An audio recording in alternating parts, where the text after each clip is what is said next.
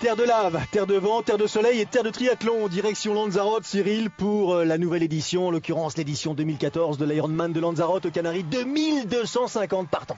Ouais, 2250 partants pour un des triathlons les plus anciens, l'Ironman de Lanzarote, très très connu mondialement, et donc 2250 participants pour effectuer ces deux boucles de natation de 1,9 km chacune, avec une première bouée qui est pas très très loin, donc un peu de bagarre au départ de cette natation. Ça frotte un petit peu effectivement, 200 mètres à peine entre le départ à la plage Playa Grande à Playa del Carmen et la première bouée, et puis ensuite ça va se décanter bien sûr, 250 mètres pour la première bouée ou 200 mètres, et puis ensuite 3,8 km au total pour enchaîner avec 180 km à vélo et un marathon pour terminer. Des professionnels, beaucoup de professionnels présents qui sont venus chercher leur qualif pour Hawaï en quelque sorte, et nous il y en a un en particulier qui nous intéresse, c'est le français Romain Guillaume. Ouais, Romain Guillaume qui a intégré un team professionnel, donc je pense que c'était le moment d'intégrer justement un team qui nous a fait déjà une bonne impression en début de saison et qui est venu ici chercher de véritables points pour aller se qualifier à Hawaï, mais pourquoi pas non plus la victoire. Effectivement, Romain Guillaume présent sur l'île depuis de nombreuses semaines. Il a eu le temps de prendre possession en quelque sorte de cette terre sombre de lave. Il s'est imposé lors du Volcano Triathlon, distance dite olympique. Il est donc dans les meilleures conditions a priori. Mais attention, ses rivaux s'appellent Bert Yammer, Michael Blanchard, Henrik Heindelund, Dominique Berger. Il aura l'occasion bien sûr d'éprouver tout ce petit monde. Premier à sortir de l'eau, c'est un Français, Sébastien Fraisse, qui est un nageur plus qu'un triathlète. Sébastien Fraisse, membre de l'équipe de France de natation mais en eau libre, et qui là est sorti une bonne minute devant en l'occurrence la plupart de ses concurrents, même s'il s'agit de la fin de la première boucle uniquement. Température de l'eau assez agréable, et tout de suite Romain Guillaume aux avant-postes qu'on va apercevoir avec le bonnet bleu sur la tête, bien placé, d'énormes progrès réalisés par Romain, entraîné bien sûr maintenant par Yves Cordier. Ouais, il a changé d'entraîneur, il est bien entraîné, il est serein, il a fait d'énormes progrès en natation, mais certes ce n'est que la première partie, mais on le sait, sur la distance Ironman, le plus compliqué c'est le départ, c'est de prendre le bon groupe. Visiblement il est avec les meilleurs. Bon, certes il y a un Français qui est un peu plus loin devant, mais c'est vraiment un spécialiste de la natation longue distance. Des conditions vraiment idéales pour la natation, on le voit, pas trop de vent, c'est assez rare à Lanzarote, donc pas de vagues, pas vraiment des très très bonnes conditions. Et c'était important pour l'ensemble de ces nageurs d'avoir des bonnes conditions, parce que derrière en vélo ça va se compliquer, le parcours est vallonné, faut être puissant, et le vent complique vraiment la chose, et sur la partie marathon il fait quand même très très chaud. C'est pour ça qu'il faut prendre son temps. La natation, il faut la faire, c'est sûr, inutile de se cramer trop tôt. La journée sera suffisamment rythmée et longue. On a parlé des athlètes professionnels côté masculin.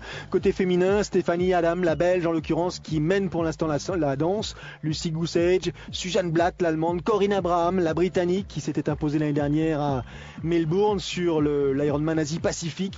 Christine Müller, la tenante du titre, Saletta Castro, pour l'instant sortie de l'eau. Et le Français, Sébastien Fraisse, qui poursuit sa petite perf, puisqu'il sort de l'eau en moins de 46 minutes. Ouais, un peu moins de 46 minutes, 45-57 je crois exactement. C'est quand même un très très bon chrono pour une natation en mer comme ça. Donc voilà. Derrière Romain Guillaume qui est sorti avec le groupe à un peu plus de 2 minutes. Donc voilà, c'est également une très très bonne natation. Romain Guillaume qui a fait une transition éclair. Transition éclair, attaque immédiate. Stéphanie Adam la Belge, Saletta Castro, tout ce petit monde, Lucy Goosage, Corinne Abraham en 4e position. La première de ces dames est sortie de l'eau en 55-04. La voici, Corinne Abraham, l'ancienne judokate, cycliste, athlète puissante, qui a intégré le même team donc que celui auquel appartient Romain Guillaume. Première boucle, je dirais presque d'échauffement, Cyril, pendant 80 km.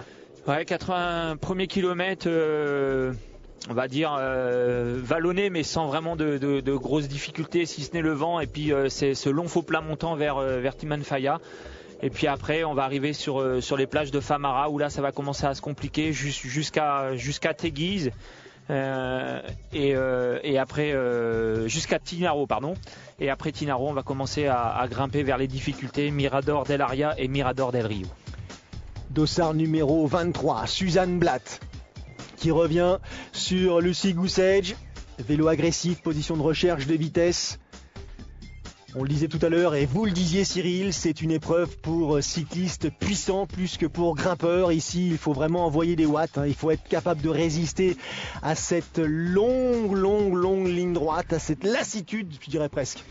Ouais, cette lassitude parce que faut rester en position de recherche de vitesse, d'autant plus qu'il y a beaucoup de vent. C'est sûr que les purs grimpeurs sont pas forcément avantagés. Il faut être capable d'emmener du braquet, il faut être capable de rester en position longtemps, et puis il faut être capable de surmonter au vent. Donc il faut vraiment être très très fort mentalement pour faire un gros vélo ici à Lanzarote. Teguise, c'est très joli Teguise, à peine le temps de jeter un œil.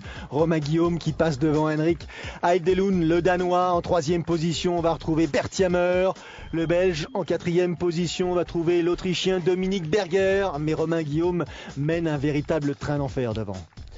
Ouais, il a décidé d'attaquer là tout de suite après les plages de Famara, là où le vent commence vraiment à se lever, et il a choisi, on l'a vu, hein, tous les athlètes ont choisi une roue lenticulaire. Romain Guillaume est resté sur un vélo un peu plus classique, peut-être un peu plus léger, et il en a profité pour attaquer dès que les difficultés ont commencé à arriver.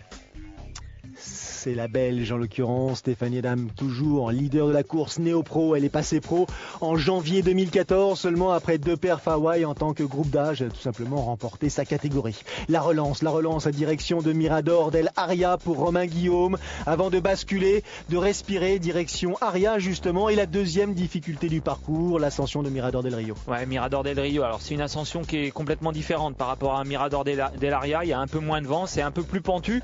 Avec un paysage vraiment magnifique, et une fois qu'on arrive à Mirador del Rio au sommet, on bifurque à droite, et puis là c'est une longue descente avec des grandes vitesses. C'est ce qui s'appelle en l'occurrence une situation privilégiée. Même s'il reste très concentré sur sa course, il voit bien qu'autour de lui ça ressemble effectivement à des paysages exceptionnels. Alors bien sûr ça souffle un tout petit peu, il fait plus frais, c'est ce qu'il faut se dire, c'est peut-être agréable, le moment de faire le plein de fraîcheur. On bascule, on descend, direction en l'occurrence Taïché, grande piste droite où les vitesses atteintes sont parfois un peu, je dirais presque inquiétantes. Ouais, inquiétant, c'est vrai qu'on peut se faire peur, hein. On approche 70, 80, voire 90 km/h. Seulement, il faut rester concentré parce qu'on n'est pas à l'abri d'une bourrasque de vent et on se retrouve vite par terre. Donc, il faut être très très vigilant. Et puis après, on finit par 20-30 km où c'est compliqué parce que ça remonte un peu derrière, alors qu'on se dit, voilà, ça y est, c'est fini. J'en ai fini un peu avec ces faux plats montants, cette montagne, mais il faut aller jusqu'à 180 km et on a une partie au milieu des vignes là où c'est pas facile avant de basculer sur Puerto del Carmen. Le voici ce finish. Ce finish qui a tendance à vous miner, à vous faire sortir de votre concentration. Ce n'est pas ce qu'elle fait en l'occurrence Suzanne Blatt d'Ossar 23, car à la faveur des derniers kilomètres de course là, avant d'atteindre Puerto del Carmen, elle finit par rejoindre Stéphanie Adam et à prendre le meilleur sur l'athlète belge, si bien que Suzanne Blatt sera sans doute la première des compétitrices à mettre pied à terre à Puerto del Carmen. Fin de parcours tonitruant, tout en accélération. Fin de parcours cycliste bien sûr pour Romain Guillaume qui couvre lui les 180 km en 4h56 minutes et 7 secondes. Ouais, c'est un très très bon temps à Lanzarote, hein. Faire moins de 5 heures en vélo, c'est Romain Guillaume, on va dire qu'il avait bien préparé son affaire. Maintenant il faut qu'il continue, qu'il garde le rythme, qu'il nous fasse une belle transition et qu'il garde tout de suite, qu'il trouve tout de suite le bon rythme pour enchaîner ce marathon. Deuxième à poser pied à terre, Henrik Heidelund, 4h57.01. Il y a moins d'une minute entre Romain Guillaume et son premier rival. Regardez la foulée avec laquelle Romain attaque le marathon. On parlait de nouveaux coachs, de nouvelles habitudes. Cordier, Yves de son prénom, là je dirais presque convaincu qu'il avait un potentiel de coureur à pied. Ouais, on l'a vu dès la fin du vélo, dès qu'il a posé le pied à terre, on a senti qu'il avait tout de suite la fréquence, la vélocité en course à pied. C'est plutôt bon signe, hein. On avait l'habitude de voir Romain Guillaume un peu assis sur ses appuis, un peu lourd à la fin du vélo. Yves visiblement il a réussi à lui faire rentrer un peu dans sa tête qu'il n'était pas si mauvais que ça à pied et qu'il fallait qu'il croie en lui. Et voilà, Romain Guillaume est parti sur des bonnes bases pour boucler ce marathon. Suzanne Blatt était la première de ces dames à atteindre l'aire de transition, suivie par Stéphanie Adam, suivie par Lucy Goosage. Blatt, elle comptait quand même, je dirais presque 1 minute 30 d'avance sur Adam et 4 minutes 30 sur Lucy Goosage. 42 km, 2 allers-retours de 16 km chacun et une petite boucle de 10 km qui vous rythme votre fin de journée. Ouais, un parcours donc course à pied qui se situe entre Puerto del Carmen et l'aéroport pour les 2 plus longues boucles. Un parcours en course à pied, on va dire convivial entre guillemets, parce que les athlètes sont proches les uns des autres, ils sont en aller-retour et ils sont surtout très très proches du public, et c'est vraiment la force de ce marathon à Lanzarote, parce que c'est un marathon qui est aussi pas facile, il fait très très chaud, on est en plein soleil et voilà, on commence à avoir la peau qui brûle un peu. À l'aise, Lucy Goosage. Regardez la foulée fluide, la foulée elle puissante mais tout aussi déterminée de Corinne Abraham. 2 athlètes en l'occurrence britanniques là qui vont partir à l'assaut de la première place de ce podium ici à Lanzarote.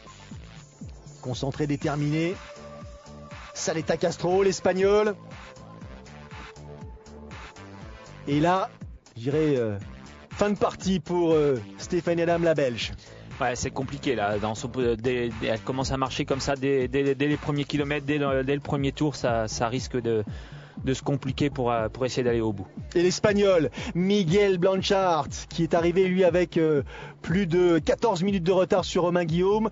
Il prend à la faveur de ce dépassement la 2e place. Derrière Romain Guillaume, il vient de tout simplement croquer Bert Yammer en surchauffe.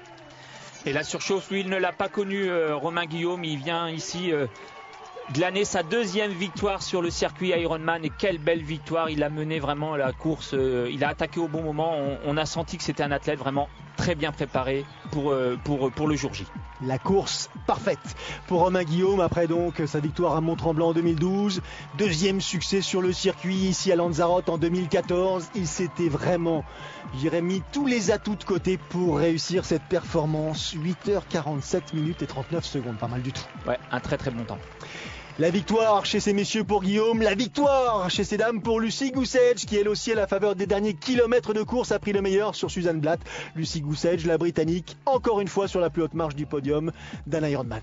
Ouais, très belle saison pour Lucy Goosage. Elle venait de finir 2e en Afrique du Sud. Elle vient ici chercher la victoire. On va dire que les 2 vainqueurs sont quasiment sûrs d'aller à Hawaï.